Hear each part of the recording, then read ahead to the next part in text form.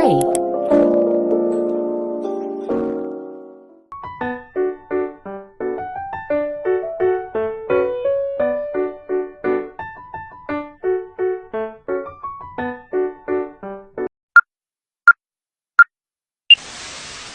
Good evening, sir. Thank you very much for accepting my invitation to have a conversation and share some of your experiences.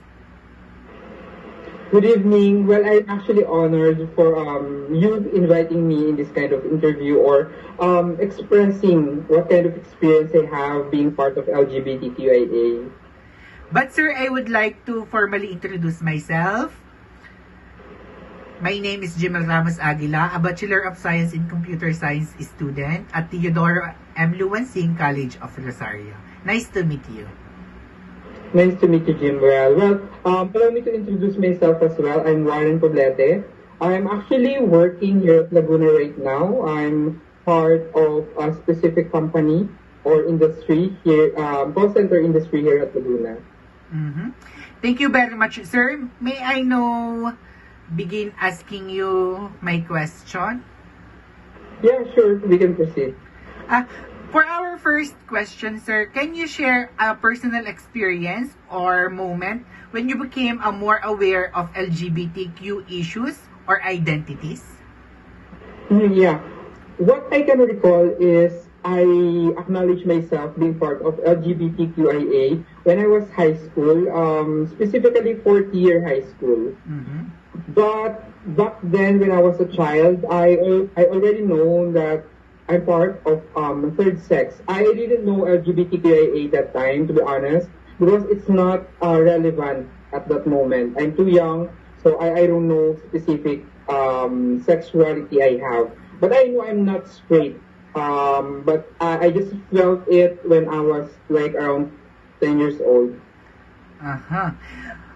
Sir, for the second question, how do you think society has evolved in its understanding of LGBTQ plus rights and acceptance over the past few years, and where do you think it still needs to improve?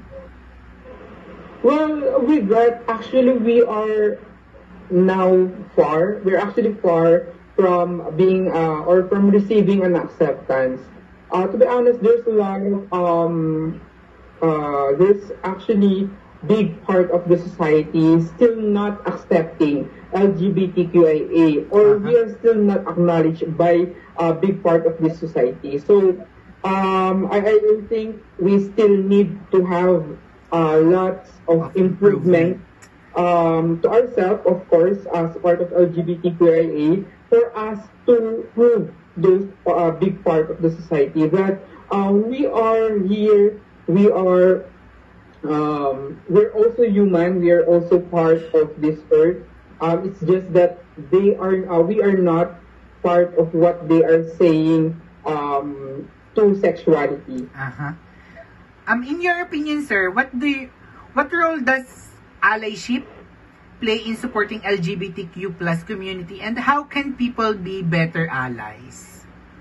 What do you think? Well, for me, allyship is very important. They are actually gives a big role in LGBTQIA because they support us mentally, physically, emotionally whenever we need it. They actually help us to show the big part of the society who didn't acknowledge LGBTQIA. They actually show them that LGBTQIA are still part of this society, and we should be acknowledged, we should be respected, and of course we should be part of this society that we are talking about, or these people who mentioned that LGBTQIA is not part of them or is not part of this society. We are separate. So they gives big role. They actually gives big part helping us to be acknowledged by others. Uh-huh. For the next question, sir, have you ever faced any challenges or misunderstanding when discussing LGBTQ plus topics? And if so, how did you handle them? Well, I have faced a lot, to be honest. Every And day. the last time that I've encountered it, actually, there's a big discussion about LGBTQIA.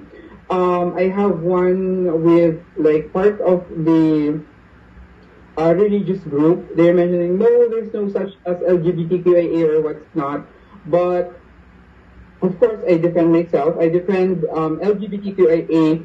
I did not back down or I did not put myself down No. to those people who didn't acknowledge LGBTQIA. So instead of arguing with them, instead of arguing With a lot giving of some people. anger and being nagger to those people who didn't acknowledge us, I actually explained calmly to those people, explaining that we are here. They should acknowledge us. They should at least give us chance to prove ourselves. Ourselves to them. Yes, exactly. For the last question, sir, what advice you give to someone who is struggling with their sexual orientation or gender identity and might feel isolated to unsure of where to turn for their support?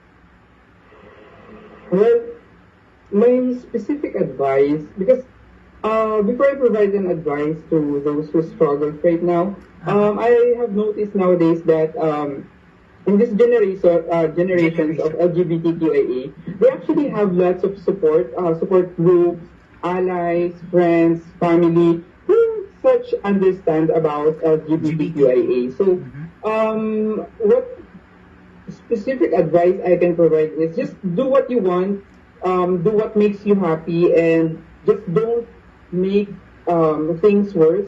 Don't do bad things that makes other people think that LGBTQIA is just nothing. Okay, so just do what makes you happy. Just do what makes other people proud of you, and of course out of your closet. And what's makes them happy?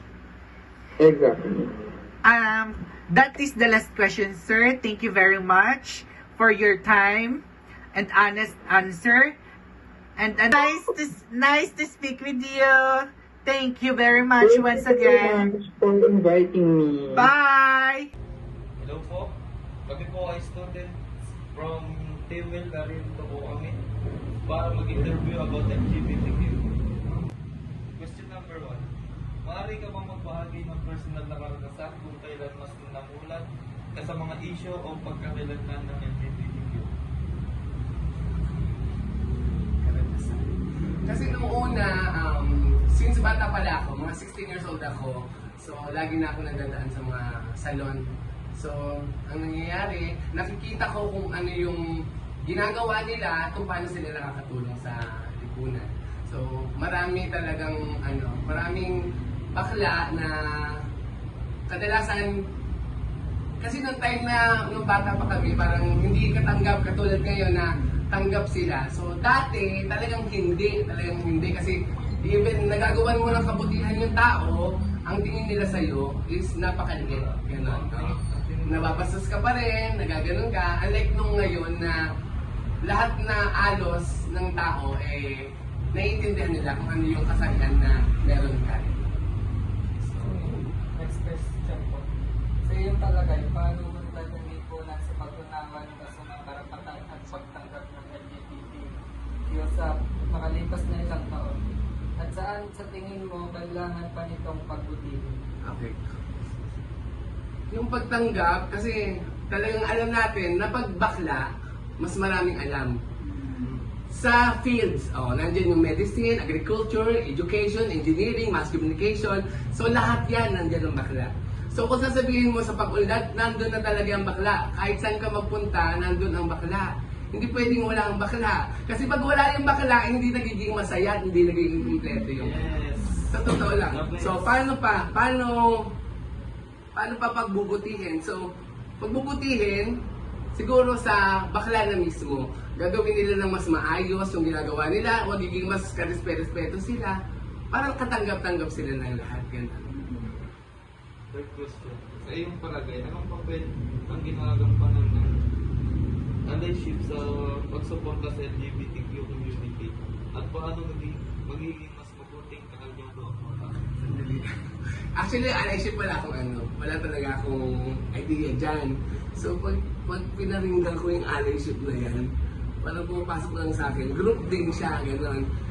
So, any group naman na pwedeng pumasok sa LGBT, pwedeng magtulungan eh. So, kahit na anong grupo pa yan, kahit na yung mga DSWD sa sa LGBT, yung kung kahit anong group, pwedeng maging kasangga ng LGBT kasi lahat naman yan nauunawaan. Next question. Nakaranas ka na ba ng mga hamon o hindi pagkakaunawaan kapag tinatalakay ang mga paksa ng LGBT? At kung kaya, paano mo ito naharap? O kadalasan, sinasabi kasi nila, yung hindi pagkakaunawaan, madalas sinasabi kasi nila na yung LGBTs hindi parte o hindi ginawa ng Diyos, hindi basta ganon yung mga pang-host ganila sa LGBT. So, na-handle ko yun kasi alam ko sa sarili ko na hindi kami ganon. So, sinasabi lang hindi ka kasali sa ginawa ng Diyos, kasali. Kasi wala kami sa lipunan kung hindi kami kasali. Ganon kasimple lang. Saka lahat ng buhay gusto maging masaya. Yes! Lahat talaga. Tapos na? Last question po. Anong payo ang ibibigay mo sa isang taong nahihirapan sa kanilang sexual na orientasyon o pagkakalandan ng kasalian at maaaring pagkaramdam na nakahiwalay o hindi sigurado kung saan dapat humingi ng suporta? Ganito. Kapag ang bata nahihirapan na malaman nila kung nasaan sila, so kailangan kung sino yung madalas nilang kasama, doon sila kukuha ng lakas. Halimbawa, ikaw na bakla ka, sa tingin mo, kabilang ka doon sa LGBT, hindi mo naman kailangang magladlad na maging bakla para maging parte ka ng LGBT. So kung ayaw na magulang mo na ganun ka, kailangan mag-itsurang lalaki ka, tapos LGBT ka pa rin, parte ka pa rin ng LGBT. Hindi yung ayaw na nga ng magulang mo, tapos pinupwersa mo pa na gawing ganito, so nagiging komplikado yung lahat. Karamihan nga, kadalasan kapag ang LGBT, ba't binabastos, ganun. Halimbawa, binabastos sa LGBT. Kung ikaw, bakla ka, huwag ka nang masyadong magpakabakla. Ibig ko sabihin, kung hindi bagay sa'yo, may sibuhok mo, magde-dress ka. Kung hindi bagay sa'yo, huwag mong gawin kasi kukutsain ka ng tao. Pero, kung ikaw, formal ka, may sibuhok mo, formal ka, ganun ka itatrato. Kung maganda ka naman, at bagay naman sa'yo yung nagde-dress ka, hindi mag-dress ka, kasi tatanggapin ka nila as ganun. Unlike nung may sibuhok mo, tapos nakapang-dress ka, nakapang sexy ka, eh hindi naman bagay sa'yo. So, nandun nagsisimula yung pangungutya ng tao. So, dapat, kung saan ka, sa tingin mo, dapat, dun ka lang. Huwag kang lumagpas para hindi ka, para hindi ka pulain o basta, hindi magustuhan ng tao. Huwag mong sasabay sa agos. Dapat sasabay ka sa agos kung saan. Kung pwede ka dito, dun ka. Oo, yes, yun ang sinasabi ko. Kung bagay sa'yo gano'n, dito ka. Kung hindi bagay sa'yo, hindi. Kung ayaw ng pamilya mo, pwede ka naman dun sa bakla ka lang na may maiksing mo, na may pamilya. Kung yun ang kaya mo. Pero kung hindi mo kaya, di doon ka sa pwede kang maging maganda, pwede kang maging babae, gano'n. Gusto nga ng mga tao. Yes, gano'n kasi. Thank you po. Okay po. Ako si Isa, member of Rosario LGBTQ LGBTQ. Ready na po kayo? Yeah. Question po. Maaari ka bang magbahagi ng personal na karanasan kung kailan mas namulat ka sa mga meeting o pagkakatulad ng LGBT? What So, is to say, hindi yung aking sexual preference or about LGBTQ plus na. About the subject personal? So when I was in grade 4, so doon ko na-realize na ganito ako, na ako'y parte ng LGBT. So namulat ako na mas bata pa ako namulat. Yung mga 4 years, grade 4. Next. Second question po. Sa iyong inyong palagay, paano umunlad ang lipunan sa pag-unawa nito sa mga karapatan at pagtanggap ng LGBT?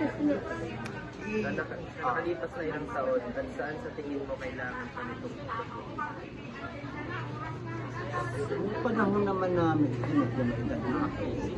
Yung panahon naman namin medyo tanggap na. So, marami pa rin nangungulta, marami rin nangungulta sa amin. Yung tinatawag na, ano ang tawag noon? Yung bully, yung hindi kami tanggap, yung panahon nung hindi pa model na. Diba tayo, hindi na tayo panahon ni Maria Clara. So ngayon, okay na naman. Kung bagay, meron pa lang kami mga karapatan na hindi pa sa naa-upload. Hindi naman kasi nanumuntok ako. Hindi. Kumbaga ako as a gay, hindi ko pinababayaan ang sarili ko. Doon din ang bubuli, pero hindi naman ako yung pinababayaan ko sa sarili ko na bulihin ako. So, ibig sabihin, pinagtatanggol Siyempre, ako as nung namulat ako, alam ko may karapatan ako kasi tao din ako. Normal din, diba? Nakaranas ka na ba ng anumang mga hamon o hindi pagkakaunawaan kapag tinatalakay ang mga paksa ng LGBT? Kung gayon, paano mo ito yan? Meron kasing mga against sa katulad halimbawa, may mga meeting, for example, katulad ng mga religious group, mayroong hindi tanggap. Hindi na ako magbabanggit ng mga religious group kasi nakaranas kami ng hindi pagtanggap, harap-harapan sa religious group. Sa pinaglawan naman, hinarap namin sila. Kasi kung pababayaan lang natin kami kapag-tapakan, which is, mamimihasa lang ng mamimihasa. Number 5. Anong payo ang ibibigay mo sa isang taong nahihirapan sa kanilang sexual na orientasyon o pagkakakilanlan ng kasarian at maaaring pakiramdam na nakahiwalay o hindi sigurado kung saan dapat tumingin? Dito yun. Halimbawa, for example, ikaw, hindi mo maintindihan sa sarili mo kung ano ka ba. Kasi meron tayo, kaya nga tinawag na LGBT, kung lesbian, gay, bisexual, transgender, ganon, di ba? Meron kasing tao na hindi alam kanyang sexual preference. For example, ikaw, ano ba ako nagkakagusto ko sa lalaki, nagkakagusto ko sa babae. So yun, nalilito ang isang individual. For example, ikaw, nalilito ka kung saan ka babylon. Diba? So ang kapayo ko doon, so isipin kung ano ba yung, kung saan siya masaya. Kahit ikaw, lalaki ka, babae ka, kung saan ka masaya doon pa. Kung gusto mo magka-jowa ng mas bata at masaya ka, go ahead. Pero yung wala kang tinatapakot ka, kasi nga sabi nga, hindi ka mapapasama kung hindi ka gagawa ng sarili mo at kasasama. Diba? Okay na po. Thank you po. Sige. So, first question po. Maaari ka bang magbahagi ng personal na karanasan kung kailan mas namulat ka sa mga issue o pagkakakilanlan ng LGBT? Nung edad 13 na po is naramdaman ko na siguro ang reduction part of our LGBT. Next question. Sa inyo pong palagay, paano po umunlad ang lipunan sa pag-unawa nito sa mga karapatan at pagtanggap ng LGBTQ+, sa nakalipas na ilang taon? At saan sa tingin po ninyo, kailan po pa po ito sa inyo pong palagay, paano daw po napaunlad ng lipunan ang LGBT? Tapos, sa mga nakalipas daw po ilang taon, at sa tingin daw po ninyo, kailan pa po nito napabuti? Ang mga ginagawa sa doon, gawin na pabuti yun, nabigyan namin marami akong customer ngayon, marami na customer. Next question. Sa inyong palagay, anong papel ang ginagampanan ng allyship sa pagsuporta sa LGBTQ community? At paano magiging mas mabuting kalyado ang mga tao? Communicate lang ang communicate. Communicate ka, maging yes, mabait, or friendly, maayos ko. Mas maayos yung sama naman. Last po na number 4 po. Nakaranas ka na po ba ng anumang mga hamon o hindi pagkakaunawaan kapag natalakay po ang paksa ng tulad po ninyong LGBT at kung gaano po ito pinasilakan po or paano din po nalakasan? Matutulong may asawa na. May walong anak, may nag-graduate na yung nila. May tatlo pang college sa University of sa English National University sa SM. Tapos meron ang pag-graduate ngayon sa ama na IT. Sa ama, tapos isa sa finish yung na teacher.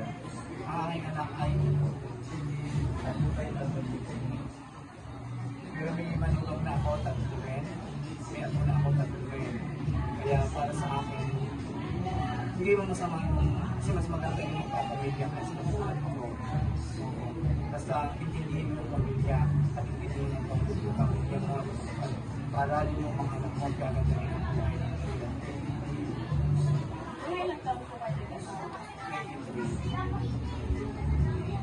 Ito pala si Master. Anong payo ang ibibigay mo sa isang taong nahihirapan sa kanilang sexual na orientasyon o pagkakakilanlan ng kasarian at maaaring pakaramdam na nakagagalay o sisigurado kung saan dapat humingi ng support?